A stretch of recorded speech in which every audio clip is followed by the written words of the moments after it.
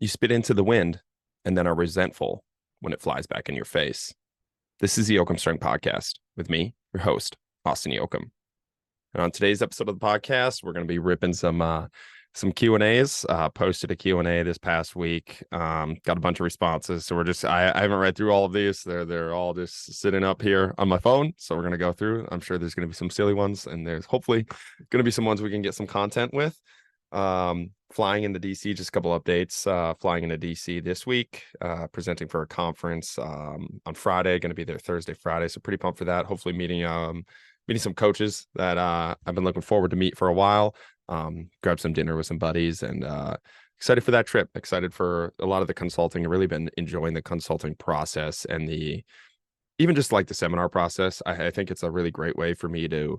I have like a million ideas a minute, and trying to sum it all up and like forces me to take all the chaos of my brain and make it make sense and make it digestible, which I think Q&As do a really nice job of, and articles do a nice job of. Anything like longer form does a really nice job of me forcing me to take all of these thoughts that I have and distill it down into something that is actually actionable and actually able to do something with. So I actually really enjoy some of these conferences and just talking to people and meeting a lot of really cool people and traveling, which is something that I've been looking forward to doing for a while now, and just getting to a point in which we're able to travel and present on some of these things has been a really cool experience. I'm pretty blessed to be able to do that. So excited to have that this week. Started up indoor softball this past week. So we still got the 100 cuts a day. I think that's something that it's probably the biggest passion right now that I've been working on is not so much even softball, but the 100 cuts a day. Can you show up every single day, take the daily sacrifice, kind of move forward in something in your life, and accept your responsibility as a human. Reading a lot of like Nietzsche, I think that's something that I just feel like it's a lost art. We're sold on so many bullshit things, and just not accepting the responsibility of being a human and accepting all that entails, which is the suffering, which is the bad things and the good things and the work, and just looking at light through those lenses, and not in a bad. It's not I accept suffering and life sucks, and it's just going to happen, and like glass half empty type of person.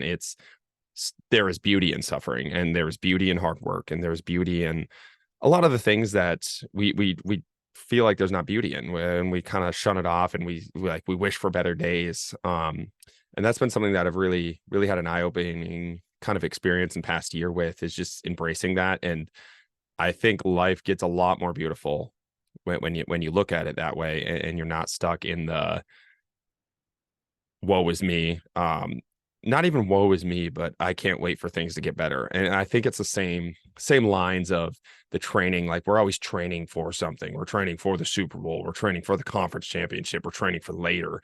And I feel like it's all kind of the same thought process of wishing away life that is here right now. And when you do that, when you do train for something that's far away, when you do wish for better days, you don't actually get what you need to get done in the moment. So you never actually reach that peak, which I think is the biggest part of all of it. Is like that peak you were forever reaching for, you'll continue to forever reach for, because you're not grabbing what's in front of you right now.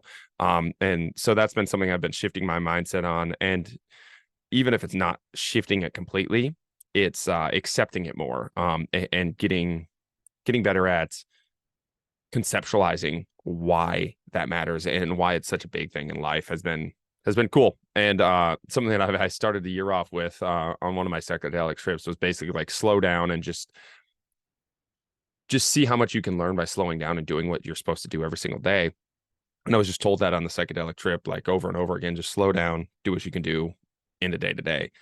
And like now I'm having all of these profound revelations in my life, and profound things and opportunities presenting themselves, and profound success in business, and profound success in the gym, by taking 100 cuts of softball a day. And that's something that I've been super passionate about. Is it doesn't matter what it is. It doesn't matter what your sacrifice is. It just matters that you do something every day to embrace the everyday. And so that's something that I'm really excited for, is just how far can you take something as silly as slow pitch softball if you're just approaching it in the right way every day and taking that sacrifice. So that's kind of been where my brain's at right now. We're already ranting and we're 4 minutes into this podcast or 10 minutes into this podcast. So going to get to the first question. Let's see what we got here. One of one mean asked, is the strength coach being an assistant coach for a sport the future of S&C? Man, I think there's a lot of good that can come there, and there's a lot of bad that can come there. Like a good sport coach, Michael Zweifel, that's in I think he's at lacrosse. He just not made them, but like they're the number 4 team in the nation right now. And before he got there, they were kind of a laughing stock when we played them. And that was a while ago, but like that's the power of a good coach. That's the power of somebody changing a program. But again, like you can't just have a skill coach or a strength coach or an assistant coach that's not good at their job coach both of them. And I think that's the thing. It's just the quality of a coach. You're not a strength coach. You're not a skill coach. You're not a sport coach. You're an everything coach. And I think a lot of coaches write off that responsibility. They shut it away because they're not good coaches. I really believe if I really wanted to, I could go coach a sport, any sport. You can go learn it. It's the skill of coaching, the skill of understanding humans. And then you just dive into the technical, tactical aspects of your sport and understand and become obsessed with it and become a master of it. Same as a sport coach where they're into technical, tactical, they could just switch over and come and understanding the physiological side of things with the barbell sets and reps. It's the same thing. It's just that knowledge piece. But if you're not a good sport coach, you're not going to be a good strength coach. And if you're not a good strength coach, you're not going to be a good sport coach. And you can't just switch over and be like, well, I was a sport coach and I understand their leverage. It's like, no, you don't. Your volume that you have on the field is already crazy. You're going to go do the same thing in the weight room and try to mentally tough them into, you're just going to hurt them more. So I think the quality of the coach that matters. I don't think the role matters as much as people think it does. I think one of the benefits of being a head football coach and then the strength coach is that you have total control. I think one of the worst things right now that we have, especially in the college sector, is the hierarchical approach to sports performance where the strength coach works for the head coach. I think that is beyond dangerous. And it's the same thing with the ATs and the PTs in this college sector. As much as they say they don't, ATs and PTs answer to the head coach and strength coaches answer to the head coach. And admins and the only person the head coach answers to are admins, and admins are even worse. They're even less qualified for their jobs, and especially the job of the specific sport. So we just have this really poor approach to how we set up sports performance, how we set up an athlete's training in the college sector, because it all goes through one person, and every single coach and every single person is flawed. And when it all goes through somebody, and you always have to answer that way, especially when they don't have an expertise in what they're supposed to have an expertise in, it all falls apart. So a strength coach could actually be a really good strength coach and want to do things in the right way, and they have to answer to a head coach that has no idea what the fuck he's talking about. So that's not really going to help you. I think being the head coach and then working down through there, that's where it could be helpful, strictly because then you have more say in what you do. Right now, a strength coach should have a ton of great ideas, but if the head coach doesn't agree, they don't get to do that. So that'd be the only benefit I would see to having a sport coach be the head strength coach, is that they have the total say, the total control. But the best way to do that is to get rid of the ladder approach, get rid of where the head coach of the football team is above the strength coach in the strength coaching setting. It should be this roundtable discussion of how to treat an athlete. And the head coach should not be able to fire a strength coach. And as much as you want to argue what it is, if a head coach does not want a strength coach there, the strength coach is gone or will not be working with their team. So I think you need to fix the structure of the college strength conditioning world first. And then you don't have to deal with any of this. And then hire good coaches too. If you don't have good coaches, none of this matters. Yeah. All right. Waddles 10 asked, when training until disinterested, how do you make sure you get enough stimulus before you get disinterested? So the whole point of training until disinterested, the stimulus stops when they are disinterested. Like that's the whole point. Like if they are super engaged, they're PRing the whole time. And that's another thing too. Like they're not going to become disinterested if they're continually PRing and continually pushing out high in outputs. So that's one of the best parts about the disinterested thing. It's almost one of the best ways to auto-regulate training for these athletes is when their outputs start to drop, when they are let's say we're jumping over a hurdle and they're jumping 30 inches, they jump 32, they jump 33, they jump 34. As soon as it drops to 28, and then they're just continually hitting the height over and over again at that 33 mark, and it's not even close. That's when their interest drops. Okay, that's when we just auto-regulated there. That's the definition of auto-regulation. That they hit a point where they can't go any further.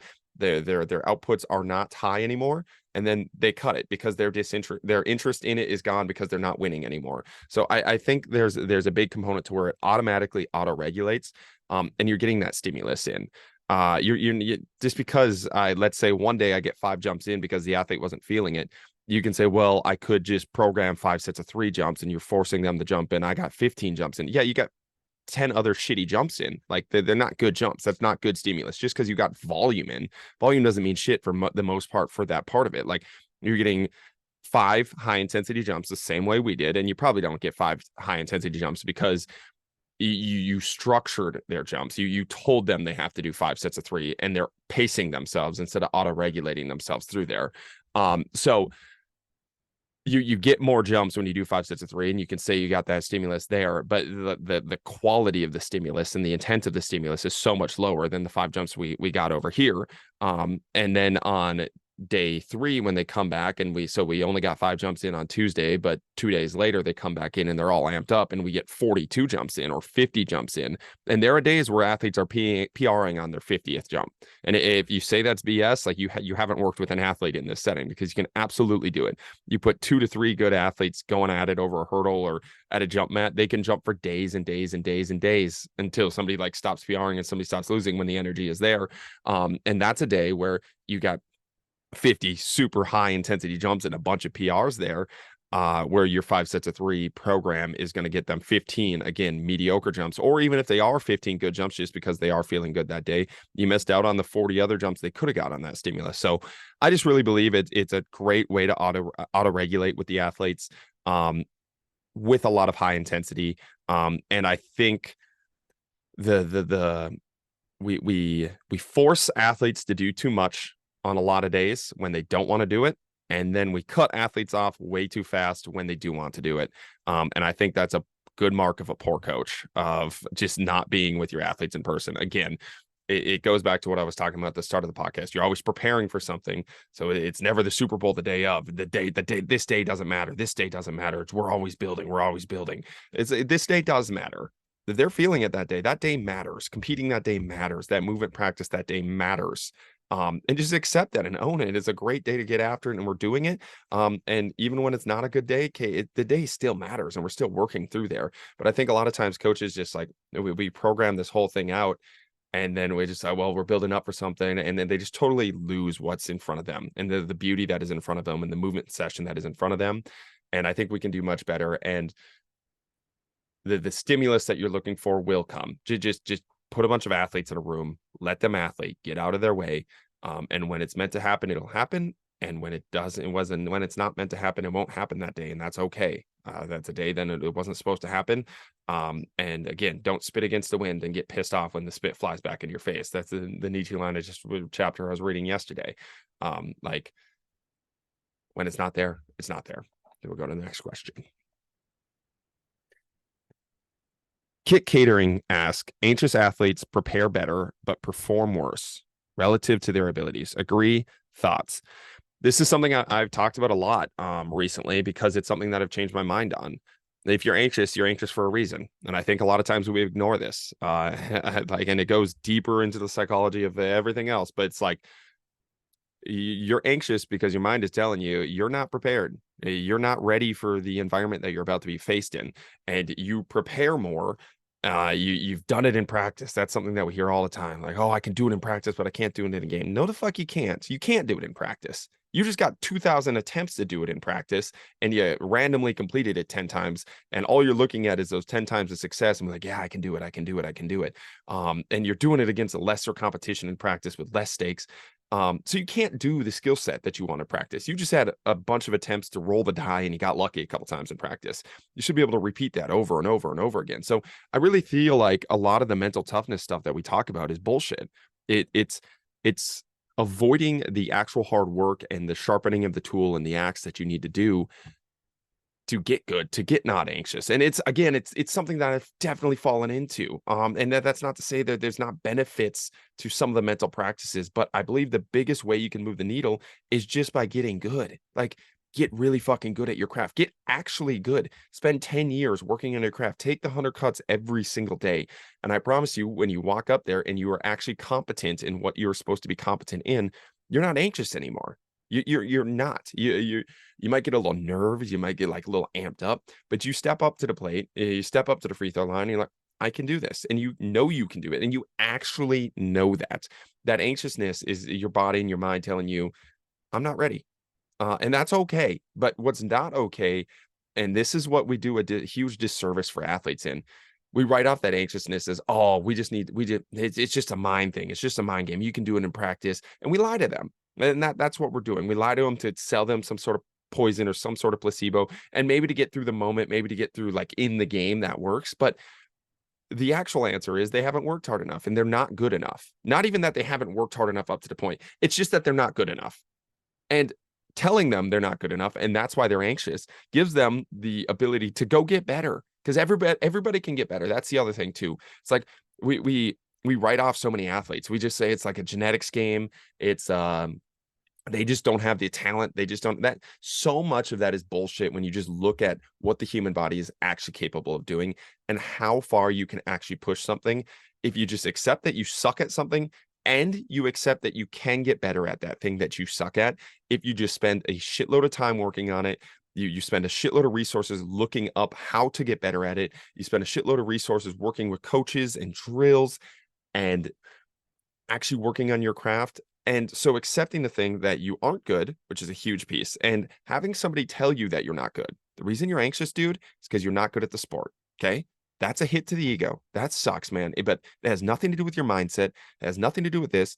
You're just not good at the sport. And that's either due to your practice habits or, and most likely, it's just due to you haven't done it long enough for like long enough time with enough reps. Okay. That's the second part. You just haven't done it for long enough. Let's get back to work. And those nerves will go away. And I think a lot of times when you don't have this boogeyman in the closet of, oh, like the anxiety is going to come back when I step onto the game, like, or the anxiety is going to come back when I step onto the court, the anxiety is going to come back when I step onto the field. I can do it right now and I know I can do it right now, but when I step on there, that anxiety comes back because it's a mental game and I haven't figured out the mental game and nobody has any metrics to show the mental game. When you get rid of that boogeyman, because I really don't believe that boogeyman's there, and you just tell them they're not good enough, you need to get better. When they actually get better and they put in the process, the work to get better, then they step on the court like, I'm better now. I'm better at my sport. I'm better at this skill set that I want to get good at. I know I can perform this skill set. I don't need to be anxious. There is no boogeyman. It's not going to come back because now I'm better. I had anxiousness before because I wasn't good. I don't have it now because I'm better. So I think that's a big thing that we do a disservice to athletes. I don't know if it's that there's so much money in the sports psych world, or if it's because we just don't want to tell athletes that they're not good enough, or, and I think this is a bigger piece, we don't believe athletes can get better. So we need to find a different solution or a different reason that they're not good. When I think it's just having a belief in your athlete that if they want it, they can get better. And that's not forcing it on them. If they don't want to get better, that's okay too. Like it's your guys' life. Like wherever you want to take it, you take it. But if you actually want to get better, here's what's wrong. You're not good at the sport. You need to spend more time getting better at the sport. And when you get better at the sport, those nerves are going to go away and you're going to be able to step up to the plate and understand I need to put that ball here. And I know I can put that ball here with this pitch and I'm going to go do it. And you take a deep breath and you go and do that. And after 5 years of work, you step up to the plate and you don't have those nerves anymore. And I think that's a much better solution for athletes, for coaches, for pretty much anybody, for nerves, for anxiety, to just face it and to accept these things and to have the belief in yourself to know it'll go away once you get better, and to understand it's not just this random boogeyman that you have no control over. And that's been very powerful for me in sports, and very powerful for a lot of the athletes that I work with and talk to, is just get competent. And when you get competent, confidence follows. All right, next question. What variables do you look for in in-season and off-season athletes? What variables do you look for? What variables do you look at for in-season and off-season athletes? Like the difference between an in-season and off-season program, maybe they're asking.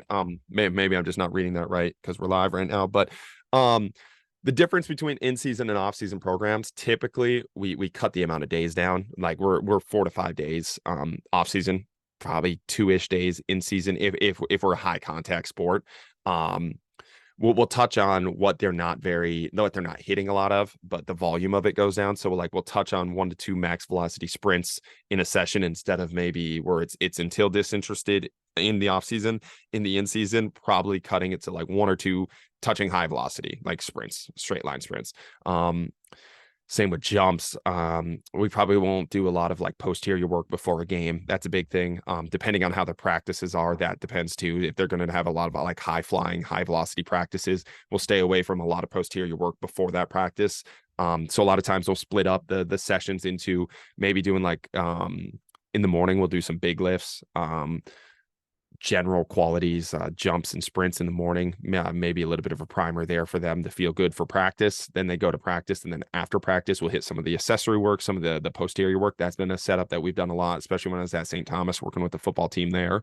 And then a lot of times just keeping them live, making them, I think a big thing too is having them enjoy the weightlifting sessions. And that doesn't change in season or off season. I want them to enjoy that, but really in season, I think making them enjoy the sessions, because sometimes the practices are so brutal, and they're not enjoyable and they're pretty dead, the practices themselves. And that goes on to the sport coach. But if as a strength coach, you don't have a say in their sport coach practice, you need to give them some sort of session where they're alive and they're feeling confident.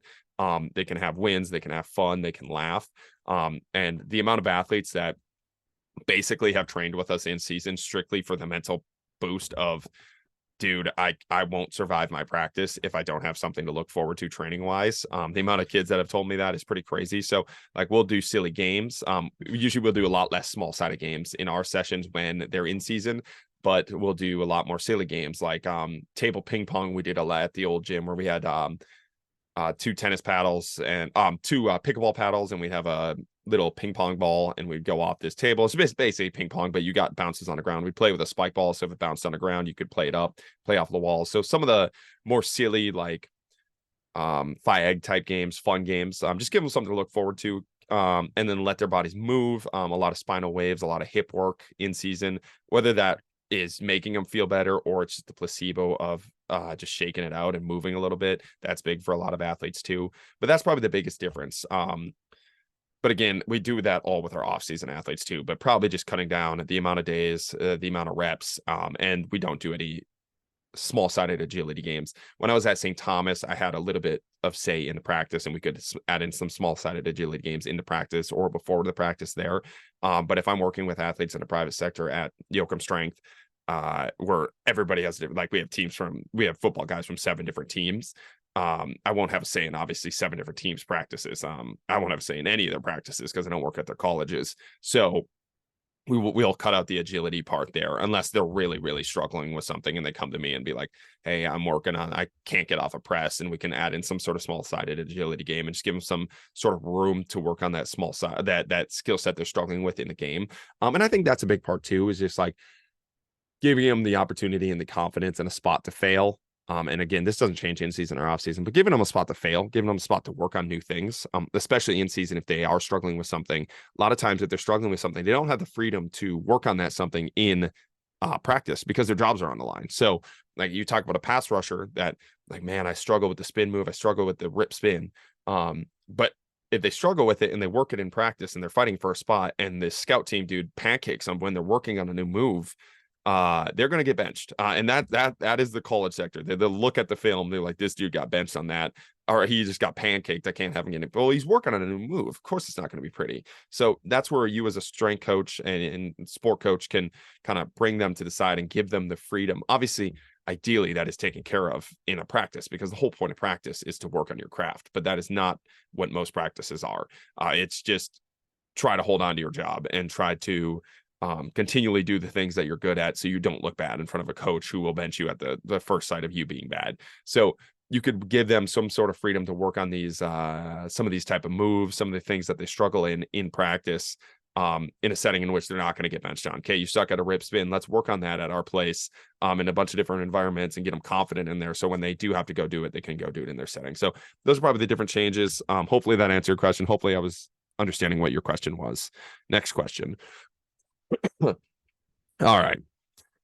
Josh asked, how do I practice dragging more deer if the DNR only lets me shoot one? Josh, I am not the DNR, and I cannot give you illegal advice. So only shoot one deer. That'd be great. And don't get me arrested on this podcast. I haven't shot a deer since probably, I think I've only shot one deer in my life. I've shot at 2 deer. I got one. I missed one, but that was in like 8th grade. I haven't been hunting since. So maybe that's something I get back into if I get back into like the later years. But yeah, I don't have a ton of advice there for you. What's your podcast called? Oh, Charlie, bro, that's a bad question. It's the Jochum Strength Podcast. How do you not know what the podcast is called? What on earth was going on in that video on the previous slide? I think you're talking about Hit Tracks. So Hit Tracks is indoor softball. In Minnesota, obviously, we have snow on the ground here. I guess it's November now. It's pretty late now, but we're gonna have snow until May or July. Like Minnesota sucks, bro. I'm trying to get out. But what on earth? So the Hit Tracks is a computer that reads your exit velo and where you hit the ball. And it's actually really, really like it's pretty accurate. It's pretty cool. Like if you hit the ball to left field, it shows you on the computer screen exactly where you hit the ball, the distance. It's a little bit like wind dated. Like if you have a good launch angle, it's going to give you a home run a little bit easier in Hit Tracks than it would in real life. And obviously it doesn't show like defenders shifting in certain areas. But so when you hit in this cage, this computer will read it. And Hit Tracks, you play in Minnesota, we play 6v6. So I have 6 of my guys, they have 6 of their guys. You pitch against each other, and I'll hit the ball. The computer will read, was it a hit or not, depending on the spot. So like if I hit to the shortstop, it'll be an out. Like they'll receive it in the ground and then throw me out at 1. I don't run or anything. I just hit the ball. Next guy will come up, hit the ball, whatever. All 6 of us go till we get 3 outs. Same as softball. Then the other team will hit. We just play each other. But it's a good way to get a lot of at bats in the off season and get a little bit of competition there. But yeah, that's probably what was happening in that last video. I'm pretty sure that's what was happening there. Evie asks, what pisses you off the most? I want to rant. Well, currently what pisses me off the most is we just did a website update and we're having a lot of issues with it. And I hate technology. So that's currently what's pissing me off the most. We're trying to fix a lot of things. We changed like our sign up process and our cancellation process and just try to make a lot of things easier for the onboarding and outgoing process for clients. And then we added a resource tab so I can add in a bunch of documents that I want to add in. So like I put in our nutrition guideline in there. What else I got? I'm going to put in a frequently asked questions there. Some of my training philosophies in there, but just like weekly thoughts, that type of thing. But you can download that and you have all the resources there. Just some small tweaks to the website and shifting it over just to be a little bit more user friendly and this type of thing, but having a little bit issues with that. And I'm not a coder, so I'm going through with my website designer to go through, but some of the meticulous points of that I suck at and I don't understand, and then it gives me anxiety that the website's all going to die. So that's probably what's pissing me off the most right now. But you want to rant? Man, there's so much to rant on in the field. I feel like I've ranted on a lot in the field. I'm trying to think of something. I think one of the biggest things that I just got done ranting on is trainers that make you feel like you need them. I think that's a big thing that pisses me off, is like this whole marketing thing. Like these coaches that are like they sell their poison. And then they justify it by, I'm just being business savvy. You're not doing the business side of things. I'm being business. It's like, no, that's not business savvy. You're making that person feel like they need you. And then they don't feel like they can do it themselves. They feel insecure. You're prying on insecurities. You're prying on exactly the reason this person that should love movement and should be within their body, you're preying on exactly the thing that is keeping them from the gym right now, which is they don't feel confident, they don't know what they're doing, they have this disconnect with movement, and then you're prying on that, and then trying to sell them some bullshit. All of your programs suck. I guarantee if you're that type of person, I guarantee your program sucks. I know your program sucks because you're spending all of your you wouldn't have to market that way. You would not have to market that way if your program didn't suck. That's just the end all be all. Like if your program didn't suck, it would market itself.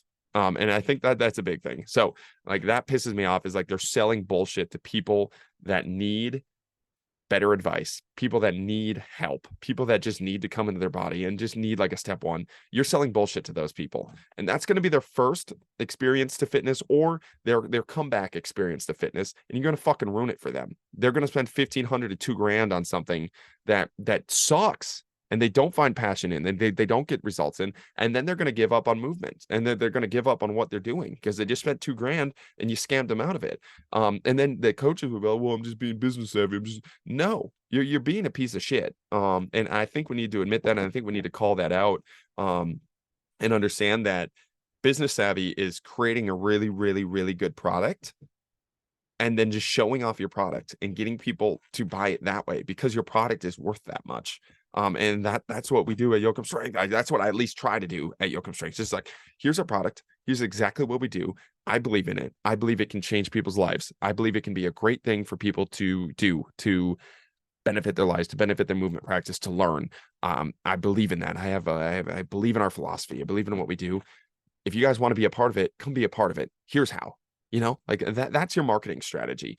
And I think a lot of people like it's so gross. Like you don't. I think the thing is like they know they don't have a good product deep down, so they know they can't go do that. So again, instead of fixing and admitting that they suck at their product, they go to the mental toughness side of it, just like we were talking about before. Instead of like going to the root cause of the problem, they disguise it in something else and they'll get success for a little bit, but it doesn't change the fact that your program sucks. And if your product sucks, you're going to disappear. So I think fixing your product first, having something that you are pretty passionate about and believe in wholeheartedly, then marketing becomes super easy because it's just showing off what's worth showing off. So that's pissing me off recently. But right now, just even before I hopped on this podcast, I spent like 2 hours on the website trying to get everything fixed. So hopefully that was a good enough rant for you. And we'll go to the next question. What position do you play in softball and how big of a cannon arm do you have? I play outfield in softball, working on infield this year. So that's been kind of my off-season mission. Same thing. It's just like every skill. And this is something I really enjoy doing in my life is like, if I can do it, anybody can do it. Like if I can go learn something I've never done before, everybody can. And then once you get to that point, you understand just how far you can take something by just working at it. And then you realize a lot of the talks that we have of like, that person's just not talented enough, that person just doesn't have it, is bullshit. And like, as you continue to push these things and learn these things, and you get out of that mindset, you get out of the thought process of like genetics, and you get out of the thought process of what you were born with and the skill sets you have, and you just get out of all of it and you realize you can take yourself to an extremely high level, to the 1% of the 1%, by just working at something and becoming obsessed with something. And that is very freeing to me, and that's super exciting to me. So that's my thing I'm working on right now, is learning infield, just to show that I can and prove that I can to myself, and confirm my philosophies and beliefs in how far you can take something. And the cannon of the arm is actually something I'm doing too. So don't have a cannon of the arm. My arm sucks. I've never done a throwing program. I never played baseball growing up. So this is like the first time I've actually like done any sort of throwing. So I'm going to run a throwing program this entire off season and see how fast I can throw a softball and how fast I can throw a baseball. And we're going to see how that experiment goes and see how far we can take that. But I'm actually pretty excited for that journey. But right now the arm is non-existent, and by the end of it, the arm will be absolutely existent. And hopefully we can hit some sweet numbers and learn some cool things along the process too. I think that's one of the cool things too, is like when you learn something new, you learn so much, not even about the sport. Like I'm not trying to learn how to throw better. I'm trying to learn how to throw better, and the small things that you learn throughout that process. One about yourself, one about your body, or two about your body, and just about the art of learning things. You meet a lot of cool people when you're diving into these rabbit holes. And I think there's just so much cool stuff when you're doing cool stuff like that. I think that's the mantra there. Like you find so much cool stuff when you just go and do cool stuff. And I think a lot of people stop doing cool stuff because to start doing cool stuff, you have to suck at it, and people don't want to suck at things. So go do cool stuff and go suck at it for a little bit and see how much you learn. Proc asked, when are you PRing in mileage with Dowdle? Winky face or questioning face. I might run a mile with Dowdle. We'll see. not entirely into running. So Mark Dowdle is a ultra marathoner that we train.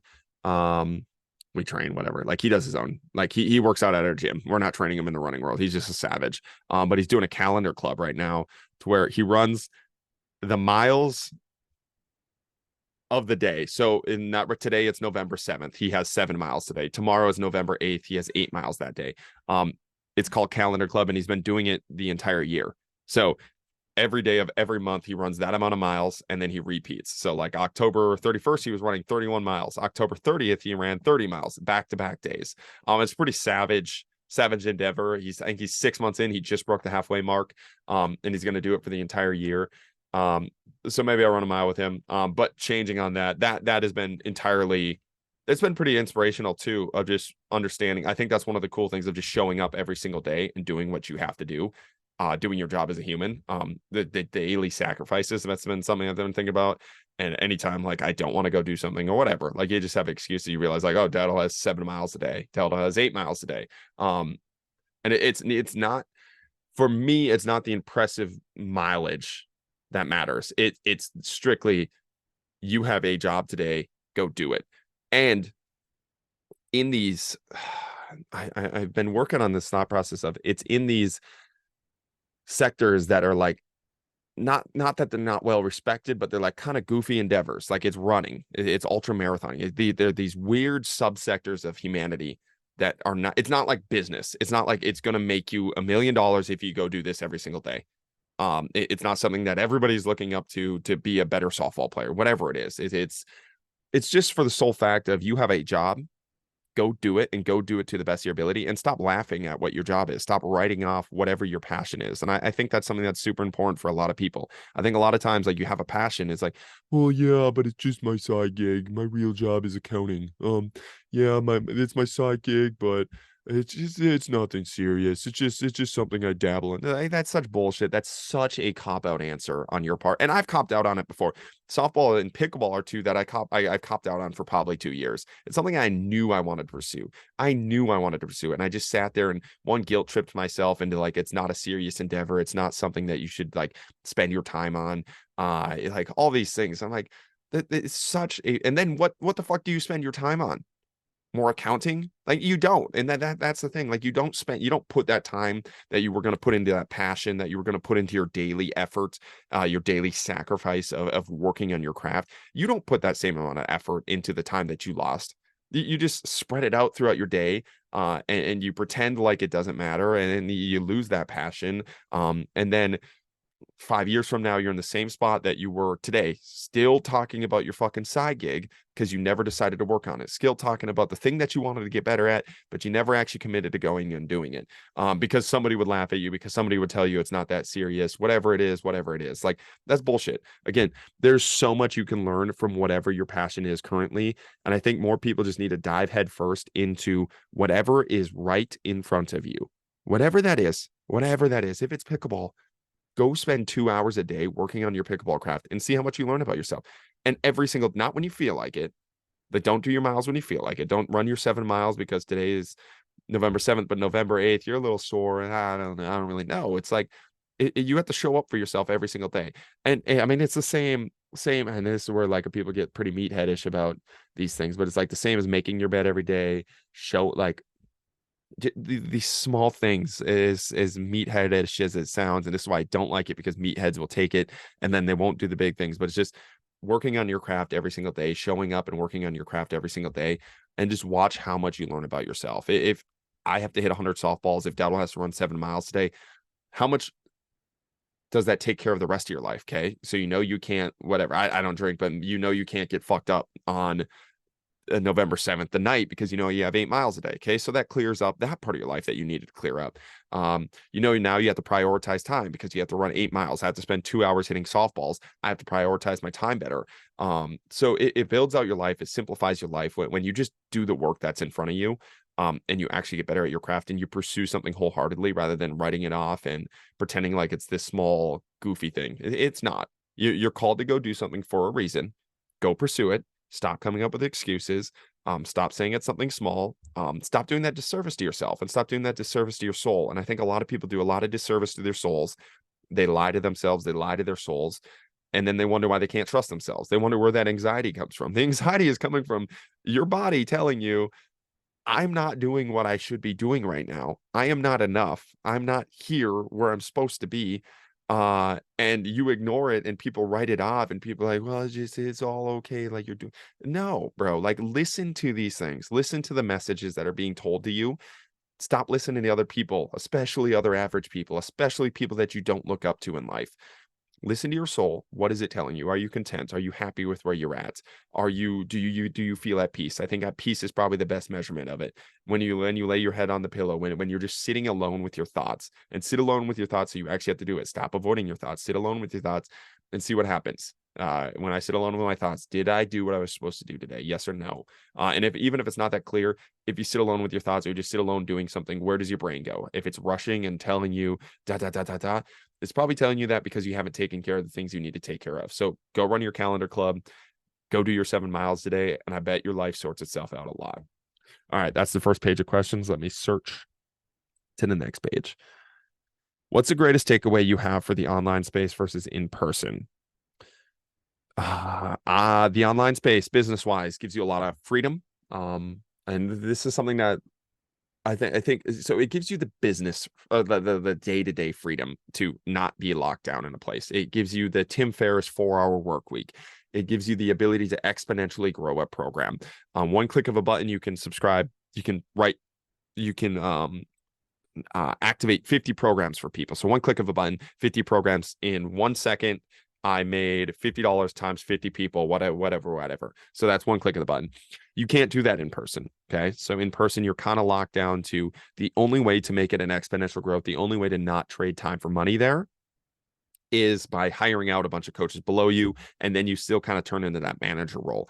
However, that there is a passion to a lot of people have to coach. So I think everybody needs to find something that to where they're making income that is not tied to their time. So you're not trading dollars or not trading hours for dollars. You need to find some sort of thing. So that's my online programs. It gives me the freedom to, I'm not trading my time for money. It is just exponential.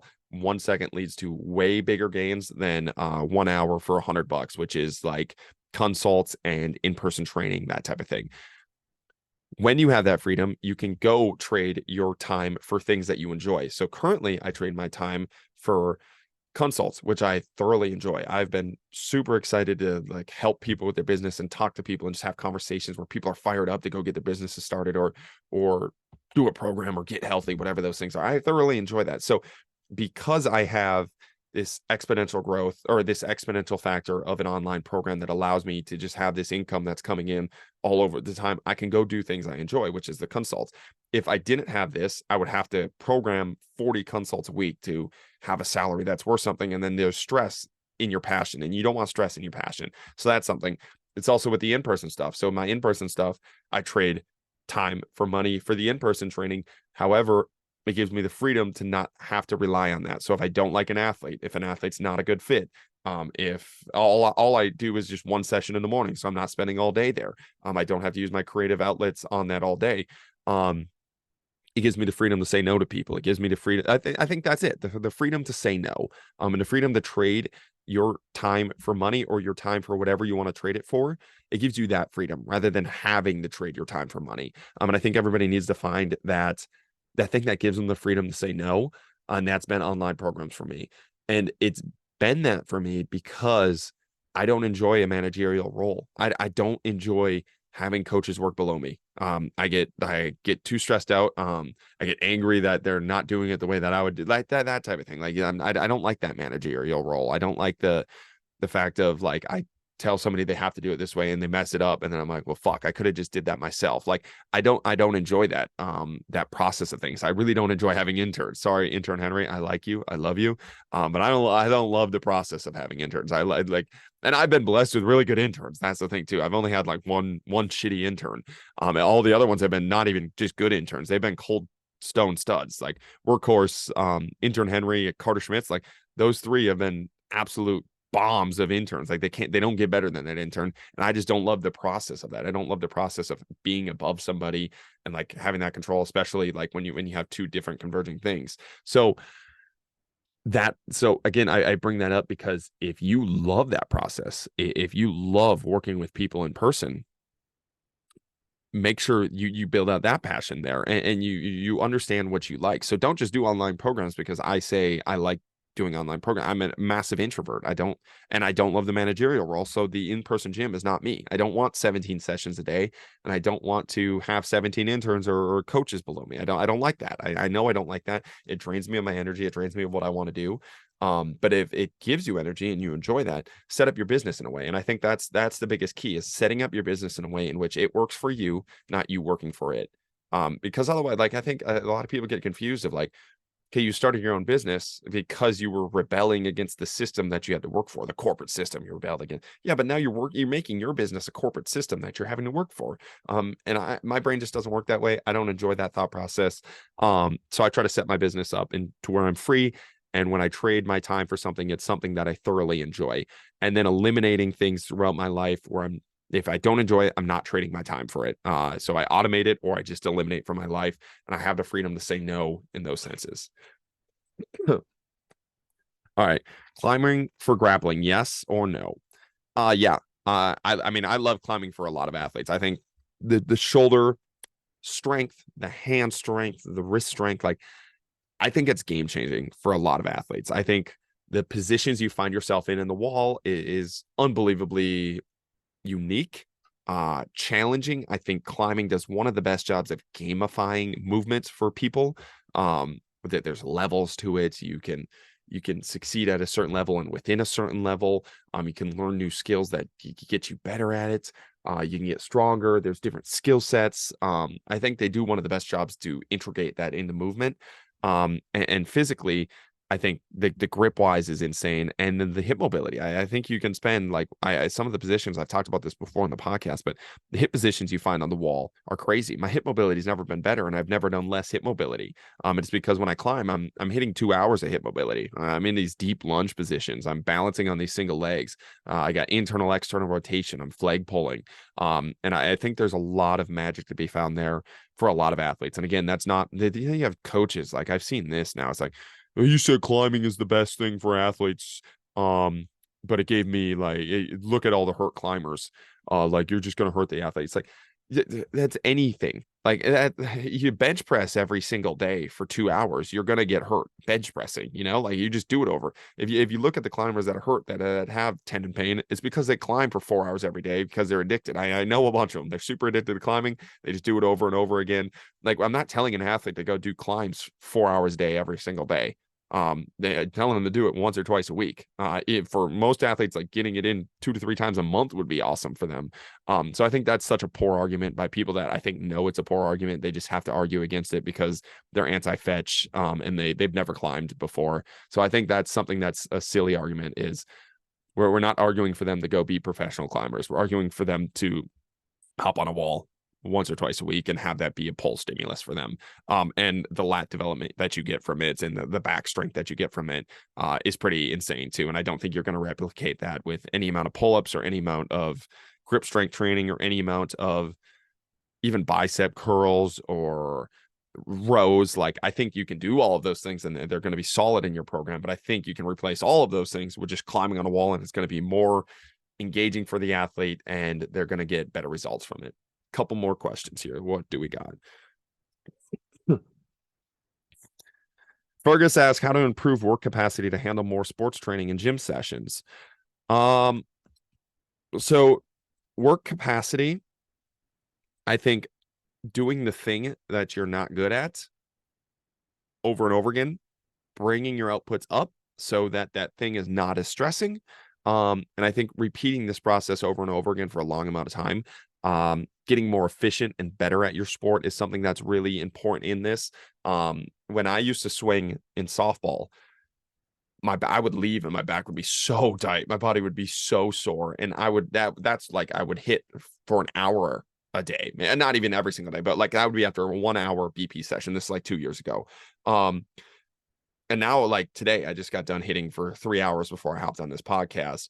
And I feel great. And I did 3 hours a day before, and I did 3 hours a day before, and I did 6 hours a day before, and my body feels great. I don't have issues. And I think a big part of that is I'm just more better at the sport. I'm more efficient with my swing. When I'm better at the sport, I'm more efficient, I'm wasting less energy. I'm better at it. And I'm not spending a ton of time. So I think there's a big component to when you get better, everything gets easier. Bringing out your outputs on the other side of things. So adding extreme movement options. So making sure you have the mobility to get in these positions, making sure your body's able to handle the force of these positions. And I think the sport tells you what you need to work on mobility wise. I think the sport tells you what you need to work on strength wise. I think those are two big things. Like you don't have to do just a bunch of hip mobility, random hip mobility. I think that's one of the weird things that we do, like just random hip mobility. I think the sport will tell you if your hips aren't mobile enough. So I think climbing is a good example. If I can't get my leg up high enough on that boulder, I cannot perform that boulder. So I need to work on hip mobility. My limiting factor is hip mobility. The wall told me that. I didn't just do a bunch of random hip mobility, then hopped on a wall and realized I still couldn't do that because it's just random hip mobility. So I think listening to the sport and what your body's telling you and working on that specifically instead of randomly wasting your time on a bunch of random things that people are telling you you're supposed to do. And I think the same thing with softball. My left abductor decelerating in a lot of my swings. And what I realized halfway through, and it's the left side of my knee, it's my left knee that also had the ACL and meniscus. I was kind of collapsing in my swing. So the rate limiting factor in a lot of my swings was that I wasn't able to decelerate. My left glute, my abductors would get super tight and sore, and then my knee wouldn't be able to handle it. I would just kind of collapse and fall over. So rather than spending a bunch of time working on everything, I just listened to and watched what I was doing in the sport, and then strengthened that. And when I strengthened that, it was a big KP. It was a thing that was holding me back. It was a rate limiting factor. Hop back on. Okay, I'm watching the sport now, and I'm able to handle the capacity of the sport better because I worked on the specific task. So I think there's a lot of things to do there. If you're severely out of shape, just get in better shape. Work on a lot of small sided games. I think is one of the best ways to do that.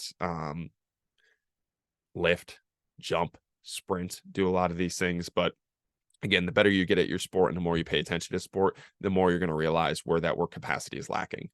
All right. Last question. Let's see if I can find a good one. Selection for an athlete aspiring to be a performance coach. Odds.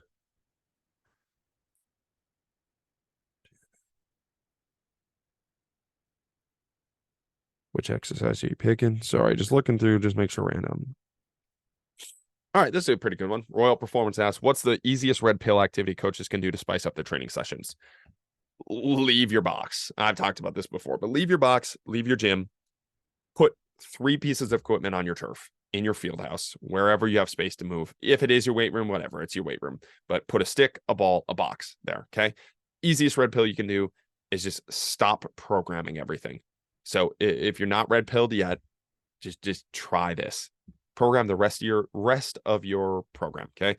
Everything else is programmed. Your warm up, you're going to pick 3 pieces of equipment. You're going to put it out in the middle of your weight room, and you're going to come up with the program on the spot. How are you going to warm up your athletes with these 3 pieces of equipment? Or you're going to talk to your athletes. How are we going to warm up with these 3 pieces of equipment? But you're going to create. And I think the process of creating is something that is definitely be trainable. Like the ability to create is trainable by practicing creating. And just do that. Just see how that warm up goes. See the movement options you find. See all the positions that these athletes are finding organically, and then try to see if you can replicate that in a warm up that you programmed. Okay. And I think once you see the smiles that they have, you see the joy that they're having, you see the positions that they find, you're like, oh man, that dude just found a really sweet hip position with that med ball over the head balancing on the side. Like that was pretty cool. Like I don't think I would have ever found that in our lateral lunges that we did on our warm-up. Like that's awesome that he's warmed up. And then have them go do the session and watch the outputs that you get from that. Watch them probably ask for that to happen again, and watch yourself be interested in the warm-up for the first time. Now expand that to how good of a coach could you be if you're interested in the whole session?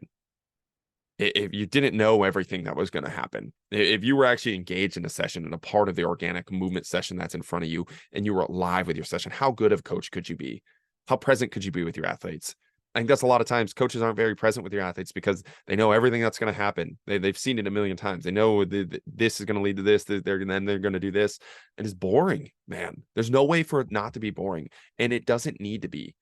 So I think that's a great way to make you a very present coach, is to make the session alive, make yourself want to be there, be a little bit selfish. And that's the other thing, like as a coach, like you're not selfish. Like, all of us are selfish. That's the thing. Just admit that, and realize, okay, this session, I can make this session organic and fun for myself to start with, and then it's going to be organic and fun for the people coming to my session because I feel like it's organic and fun. And then just realize how much better of a relationship you have with that session, with your athletes in the session, and watch how much fun it is, and watch how much work you guys get done. And you can leave not being miserable, and you can leave not being bored out of your mind at the session. So I think that's one of the easiest ways to do it. Just practice grading and do it in your warm up where it's low stakes, and see where you can take it. And don't take the blue pill of like every single thing needs to be programmed, and expand it from there. So I want to thank you guys for listening. I went on a lot of rants there. Kind of black out when I go on these podcasts and I just talk by myself. So, but that felt like one of the more organic ones by myself. So hopefully there's a lot of good there. I'm recording. I just finished this at 4 p.m. Central Time, and I'm going to post at like 5 p.m. Central Time. So this is raw. There's going to be no editing there, not even an intro music. I know I've been watching the analytics. You little, I shouldn't say, you little listeners, that you guys just skip over my telling you to sign up for the insider. It's like super big spike of downloads, and then everybody skips the same insider ad, and then everybody listens when the guest comes back on. So I'm watching you guys, but it's still working. You guys are signing up for programs, and I appreciate that. And I appreciate you guys listening, and I appreciate you guys allowing me to do what I do. Thank you guys for listening. Keep chopping wood.